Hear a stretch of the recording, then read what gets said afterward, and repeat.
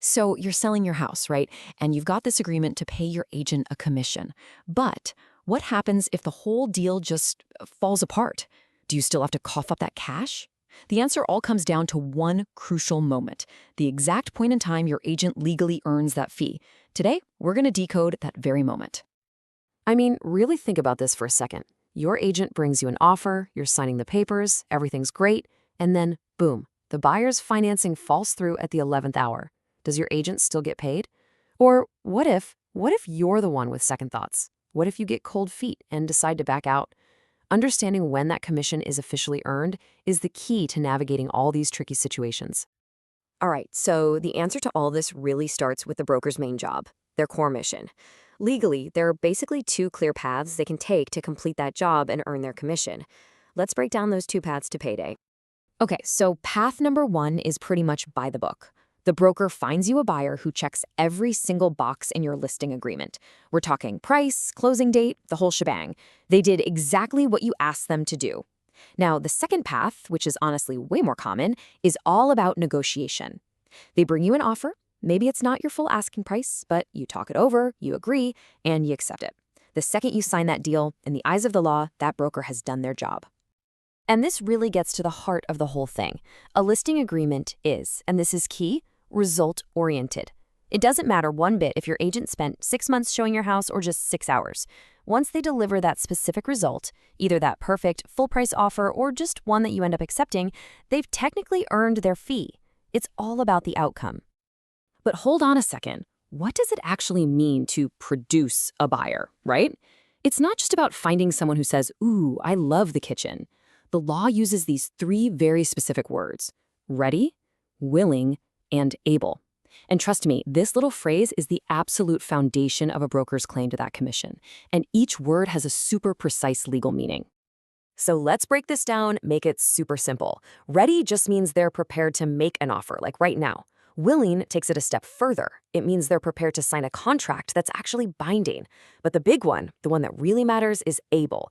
This means they actually have the financial horsepower, either cold hard cash or a solid loan pre-approval, to actually close the deal. You see, if a buyer is missing even one of these, especially that able part, then the broker hasn't really held up their end of the bargain. Okay, so this leads us to like the classic nightmare scenario for a real estate agent. Your broker does everything right. They bring you a perfect buyer, ready, willing, and able. But then you get cold feet. You decide you don't want to sell after all. So does your agent just walk away with nothing for all their hard work? Well, this is where the law draws a really, really clear line in the sand. On one hand, if the deal collapses because of a totally legitimate contract condition, let's say the buyer's loan gets denied, something they couldn't control, then yeah, typically no commission is due. But, and this is a big but, if the seller is the one who torpedoes the deal, if you kill it because of what the law calls a capricious refusal, which is just a fancy way of saying you changed your mind for no good reason, then that commission is still owed. And why is that? Because the broker did their job. They held up their end of the deal. This legal principle right here sounds complicated, but it's actually pretty simple. It basically says you can't create a problem yourself and then use that very problem as your excuse to get out of something. A seller can't be the reason the deal fails and then turn around and say, well, the deal failed, so I don't have to pay you. Nope. You can't sabotage your own sale just to dodge paying your broker.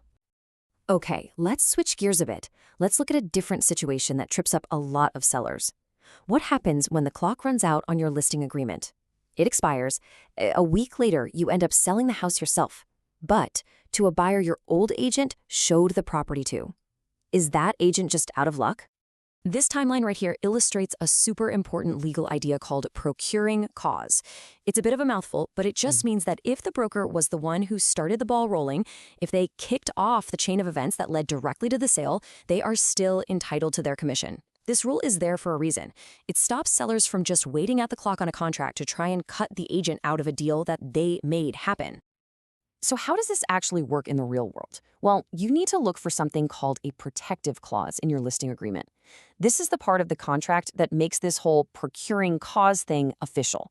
It'll spell out a specific time frame after your listing expires, usually something like 90 or 180 days, where if you sell to a buyer the broker originally brought to the table, that commission is still due. I'm telling you, this is one of the most important clauses to find and really understand before you sign anything. All of these different scenarios, from a seller getting cold feet to a sale happening after the listing expires, they all point back to one central truth: the contract is king. Almost every single potential argument or conflict can be avoided or at least easily resolved by what's written down in that initial listing agreement. So, what are the absolute must-knows to look for in that contract? First off, remember that your commission rate is negotiable, but it has to be in writing. If it's not, you could find yourself on the hook for a usual or customary fee, and you don't want that surprise. Also, be careful because almost anything in writing, even a simple letter giving someone permission to sell your place, can be seen as a binding contract. And finally, go back to that protective clause. Find it, read it, and know exactly how long that protection period lasts. Think of your contract as the rule book for the entire game. So when you look at that stack of papers, you have to ask yourself, is this contract a safety net that protects everybody and makes things clear? Or is it a trap just waiting to spring a surprise on you? The answer, as always, is in the fine print. By really understanding when a commission is earned, you're not just getting smarter about real estate, you're giving yourself the power to have a much smoother, much more transparent sale. And who doesn't want that?